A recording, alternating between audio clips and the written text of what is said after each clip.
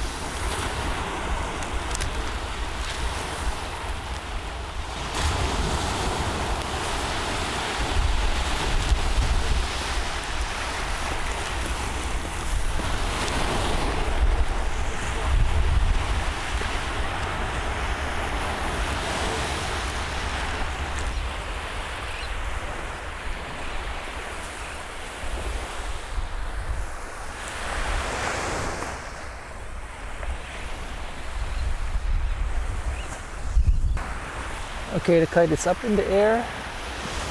Sorry I didn't capture the launch because there is still a bit of turbulence behind me, and I had a problem getting it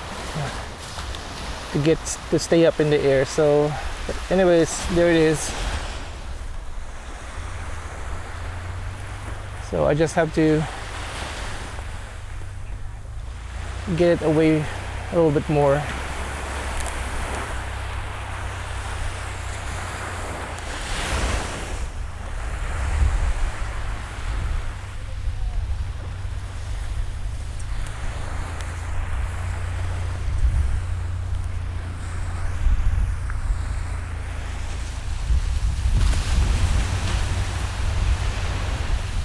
The winds are a bit off and on a little bit, so the kite will start going down and I have to reel in some line.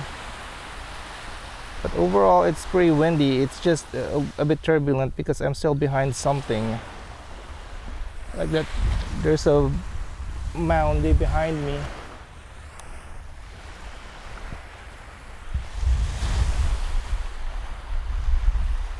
I was actually thinking of flying my Bora 7, but I really like this tail, so I decided to fly my Zenith 5 kite today.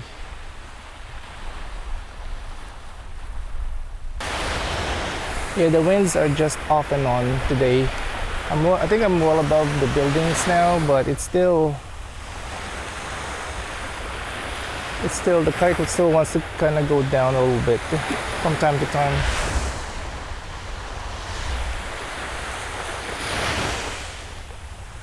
It's like I have to step back quite a bit when the winds are starting to die down, because I don't really want the kite to go in the water.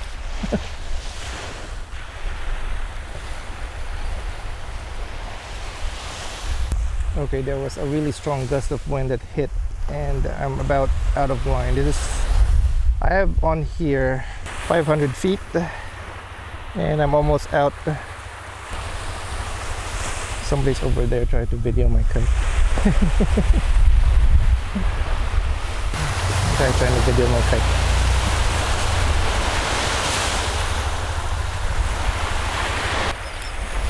Usually at this point, I'm gonna have the kite already staked to the ground and probably flying another kite. But the winds right now is just off and on, and I'm just not comfortable leaving it on its own. So I have to constantly reel out line and then pull it back in some just to get it to stay up. I mean, the winds are strong, it's just not consistent right now. I did not know it at the time, but there was actually a considerable amount of sand inside the tail. I didn't check before the flight, and I'm actually not sure how that much sand got inside the tail to begin with. But being at the beach, naturally sand just gets everywhere. There was a fistful worth of wet sand inside the tail, and I only found out after I've already landed the kite.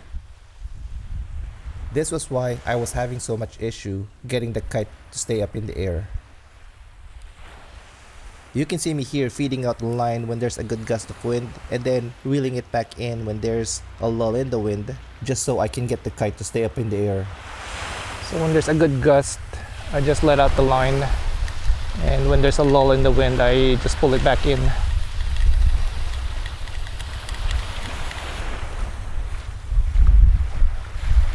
Okay, that's a good gust.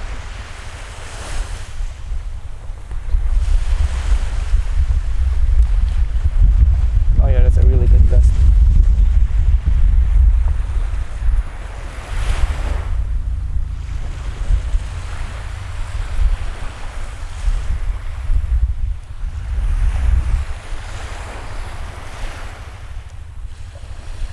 And then it dies down again.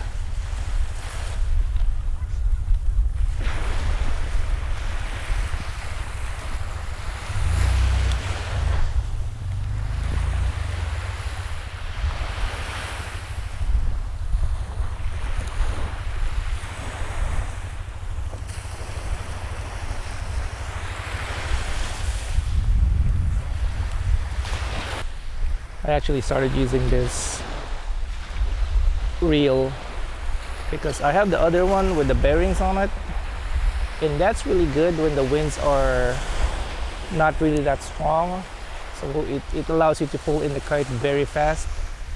The problem is when you're at the beach and you know how sand gets everywhere, and with that it gets into the bearings and it makes it crunchy when you turn it.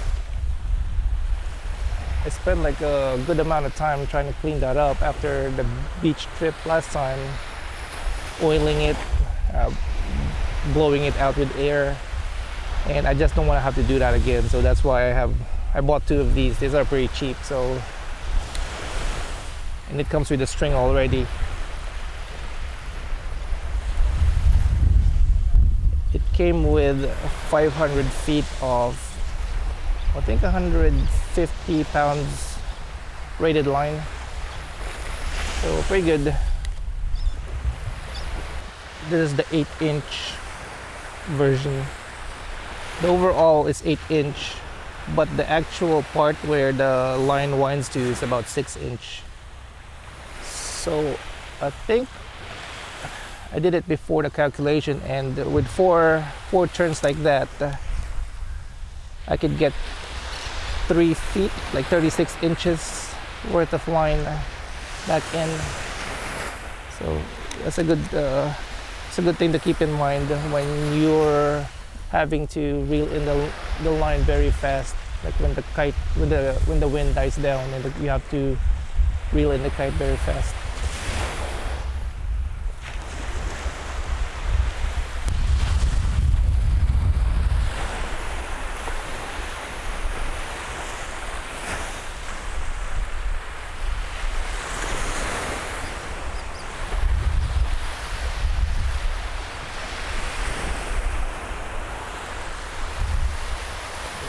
Okay, the kite is back on the ground.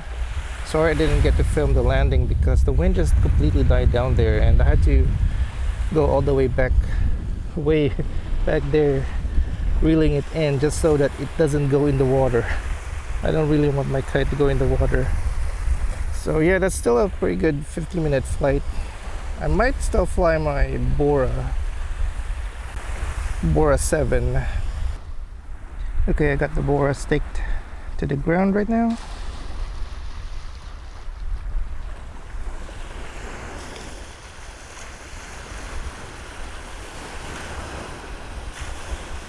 Yeah, it's much more comfortable flying this kite without sand in it. I might still try to fly the Zenith 5 again later today. I think it's still early in the morning. What time is it? It's 8:30 a.m. right now. So we still have a good day ahead of us. So I might still try to fly that Zenith 5 with a tail. And I will check for sand the next time I fly it. So no more surprises, because yeah, the kite is just very easy to fly without sand in it. Anyways, I'll just stay here for probably a few more minutes and then head back. I think my friends are starting to wake up and they're probably setting up.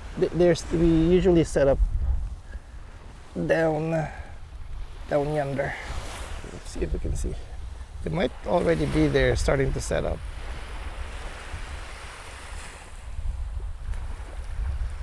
You see that big building over here?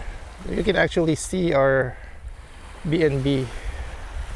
Like, see that big building on the right? Directly to the left of that is our Airbnb.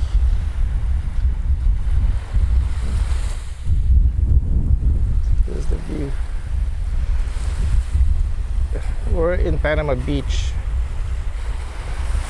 Panama City Beach. Destin is about 50 miles in that direction. Anyways, I'm just here relaxing,